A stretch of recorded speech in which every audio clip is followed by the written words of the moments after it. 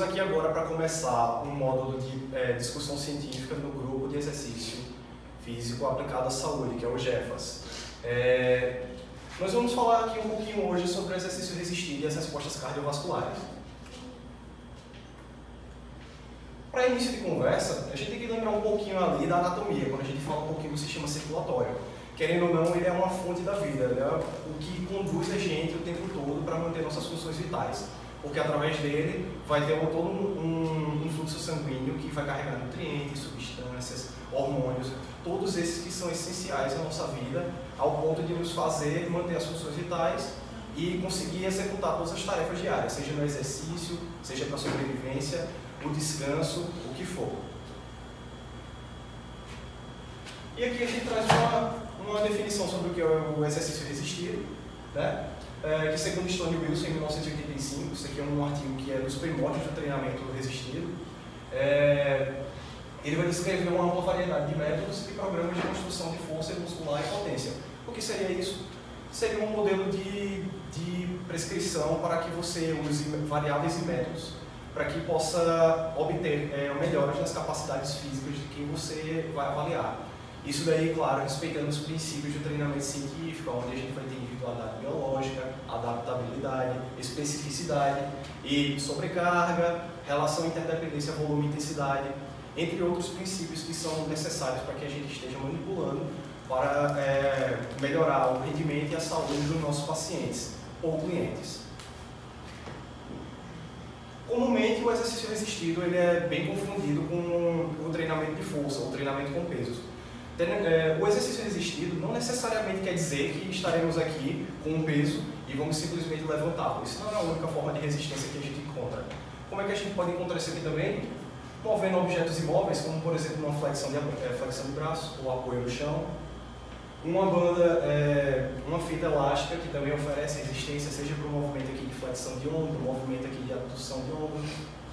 Nós temos também as isometrias, que são contrações onde você trabalha de forma a contração total do músculo. Você nem mantém o movimento, mas você mantém uma resistência o tempo todo. E por último a água, que é bem famosa na hidroginástica, na hidroterapia e é utilizada como outros recursos aí, oferecendo resistência. Podemos aproveitar bem as propriedades da água para oferecer resistência e fazer métodos de treinamento bem eficientes para os nossos alunos. Aqui falando um pouquinho sobre fisiologia do esforço, e as principais respostas cardiovasculares que nós temos são a frequência cardíaca, a pressão arterial e por último também, não menos importante, a perfusão, que é a irrigação sanguínea. Ela vai nos dizer muitas vezes se nós estamos bem para estar vivos ou não. Isso seja para um primeiro socorro, um primeiro atendimento a uma vítima, a perfusão é um dos fatores que nós verificamos. Mas o resto deles aqui nós podemos controlar através de frequência e pressão arterial. São belos indicadores de você conseguir controlar bem a intensidade do treinamento, o volume do treinamento. Você pode ajustar tudo isso bem, encontrando à medida que você vai estudando e trabalhando com o seu aluno. Ainda sobre a fisiologia do esforço, quando a gente está em ação, quando a gente está em exercício, o corpo automaticamente entende isso como uma situação de fuga ou sobrevivência, ou luta. E o que é que isso vai acarretar no nosso corpo? Um estímulo vai chegar no nosso cérebro, vai ativar a atividade simpática e fazer com que nós ativemos as nossas catecolaminas, que são as principais, noradrenalina e adrenalina, como excitatórias, e elas vão propagar todo esse estímulo pelo corpo, respondendo com outros tipos de respostas corporais, que vão fazer a vasodilatação, vai dilatar sua pupila para você ter uma melhor visibilidade, vai conseguir aumentar sua frequência respiratória para que você consiga ter mais ar, para ter consequentemente mais energia e assim conseguir lutar ou sobreviver, ou no caso, como hoje em dia estamos aqui numa situação de maior comodismo, conseguir fazer um treino eficiente. Falando aqui um pouquinho a respeito do HPE, o HPE é um efeito que ocorre depois de uma sessão aguda de exercício, onde depois de um exercício intenso, você faz tanto esforço que sua pressão arterial durante, ela se eleva drasticamente. Só que após um tempo, quando você para e vai relaxar, nesse momento de normose ali, que você parou para esperar que ela volte ao normal, ela sofre uma redução que pode durar de 30 minutos até 24 horas. Isso é bem benéfico quando se fala em hipertensão, principalmente porque os hipertensos, principalmente os resistentes que tomam 4 remédios ou mais, eles são bem privados de uma qualidade de vida maior, eles estão sempre dependentes dos fármacos, e nós temos que entender que o fármaco principal na vida de um idoso ou de qualquer ser humano é o exercício físico. Nós nascemos para nos mover. Agora, falando um pouquinho sobre a questão da hipertensão arterial, alguns dos fatores que vão influenciar nesse mal silencioso são a hereditariedade, o gênero, estresse associado também, a ingesta de sódio também, alimentação gordurosa, tabagismo, sedentarismo, obesidade. Todos esses fatores estão intrinsecamente ligados à hipertensão e são potenciais agravantes. Por isso que nós temos que tratar a respeito com o exercício adequado e a alimentação mais adequada. E como eu disse aqui, ela é um mal silencioso que infelizmente você pode olhar para qualquer pessoa e você simplesmente não vai conseguir dizer ela é hipertensa, ele é hipertenso, porque isso daqui pode atingir a população de maneira geral. Muitas vezes um jovem sendo magro e você dizer assim, ele é perfeitamente saudável, e pode ser um jovem hipertenso. Muitas vezes até um idoso, um obeso, ou qualquer pessoa que você vê fisicamente ativa, você vai julgá-la como saudável e muitas vezes ele não é. Pode ser simplesmente um hipertenso que está ali lutando pela vida. E o que acontece? Em 2013, nos dados do IBGE, 31,3 milhões de brasileiros eram já correlacionados com a hipertensão. E isso daqui é um valor alto que a gente precisa reverter. Aí o que acontece também, as suas complicações elas podem levar a outros problemas aqui, segundo as diretrizes de hipertensão no Brasil, em 2013, né? Como, por exemplo, a doença cerebrovascular, acidente vascular cerebral, doença arterial coronariana, insuficiência cardíaca, insuficiência renal crônica, doença vascular de extremidades e entre outros males. Bem, mas aí fica a pergunta então. O que é que nós podemos fazer a respeito do exercício científico aqui? Como é que nós podemos prescrever isso? Será que dá para tratar? Será que dá para prevenir uma doença usando do exercício físico? O que é que a literatura vai falar sobre isso?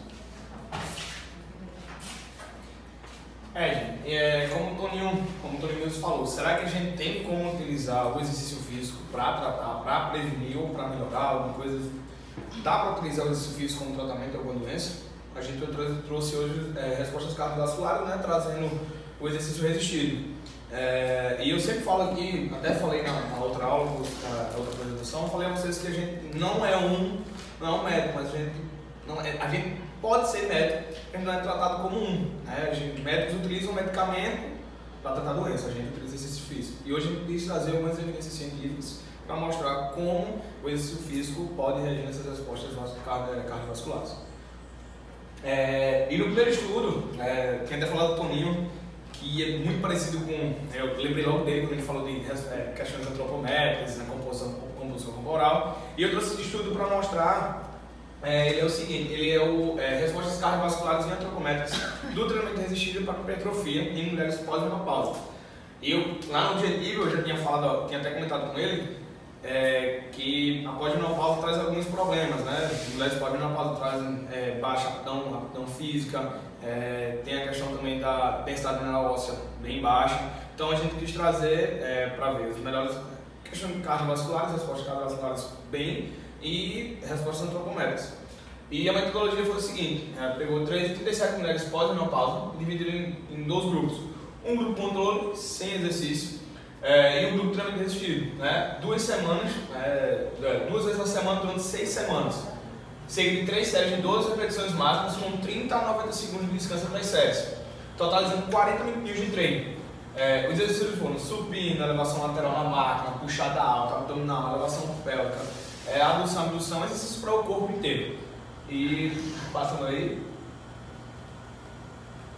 na questão dos resultados, vimos, além de benefícios tanto para respostas cardiovasculares, a questão da pressão arterial sistólica, diastólica, frequência cardíaca de repouso, a gente também conseguiu achar, nos estudos mostrou resultados no produto de taxa de pressão, concentração de glicose, melhoras antropométricas na composição corporal, como massa gorda, porcentagem de gordura, dentre outros resultados ótimos. Na conclusão, o treinamento resistido consegue, com certeza, promover melhoras significativas nas respostas cardiovasculares, medidas antropométricas e força muscular em mulheres pós-menopausa e em força de membros superiores e inferiores.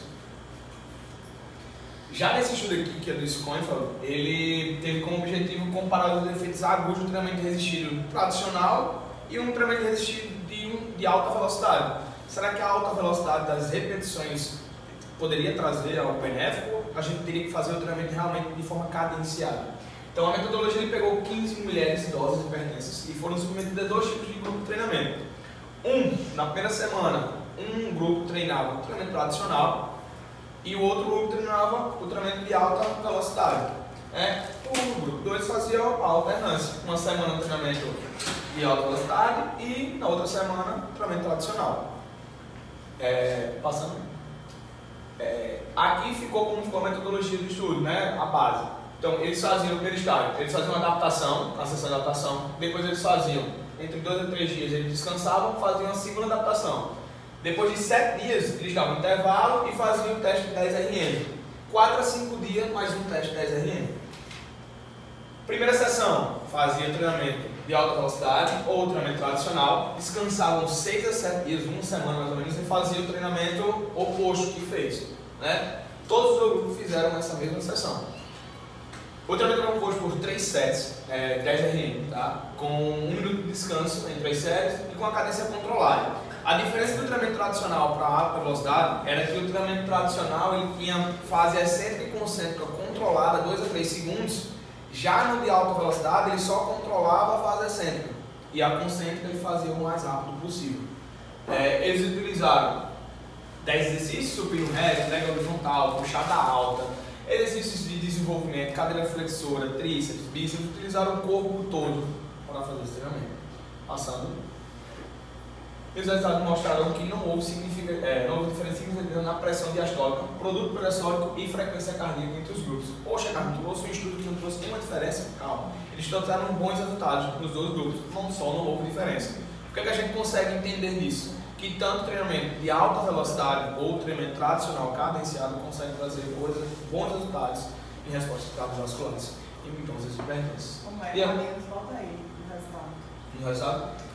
Não houve diferença significativa na pressão diastólica e diferença entre os grupos, em produto pressórico e em frequência cardíaca. Mas eles não houveram diferença, só não teve diferença entre eles. Entre eles. Então a gente consegue entender que o treinamento tradicional, tanto tradicional quanto de alta velocidade, consegue trazer bons resultados em respostas cardiovasculares. E até trouxe a conclusão, dá para utilizar como método seguro para idosos hipertensos.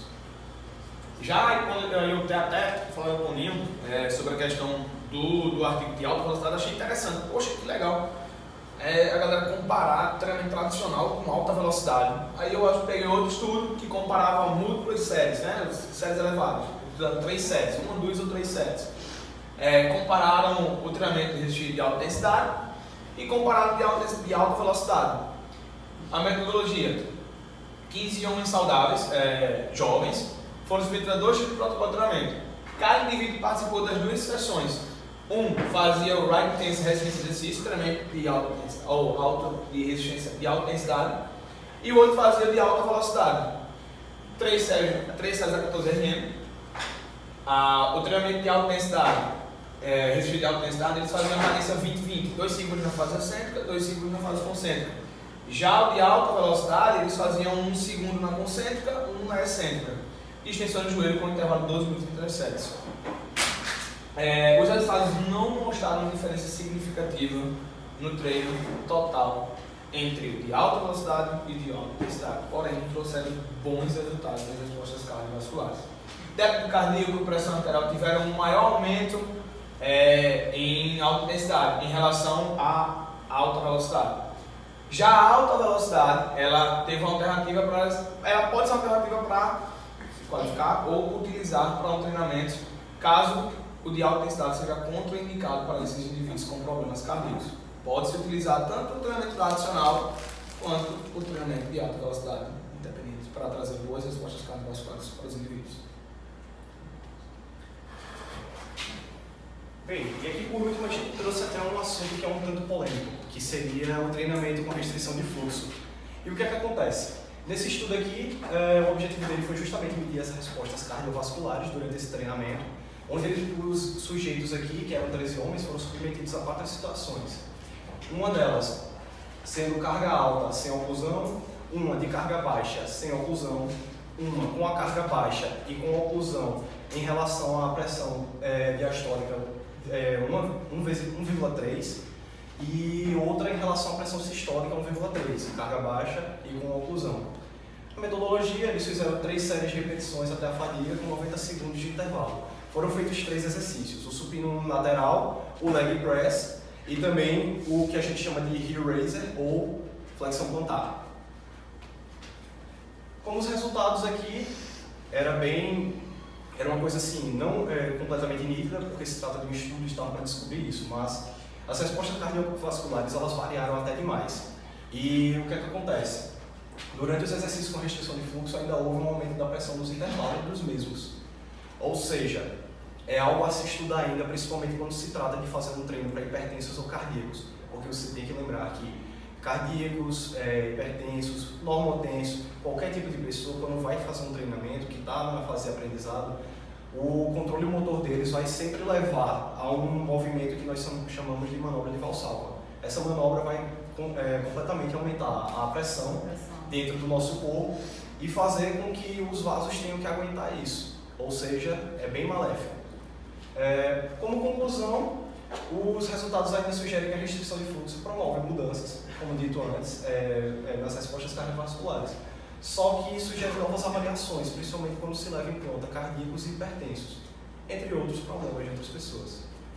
Bem, aqui a gente encerra um pouquinho dessa discussão e eu queria saber de vocês agora se vocês têm alguma dúvida, se querem discutir mais alguma coisa, se querem que algum ponto seja bem mais explicado assim.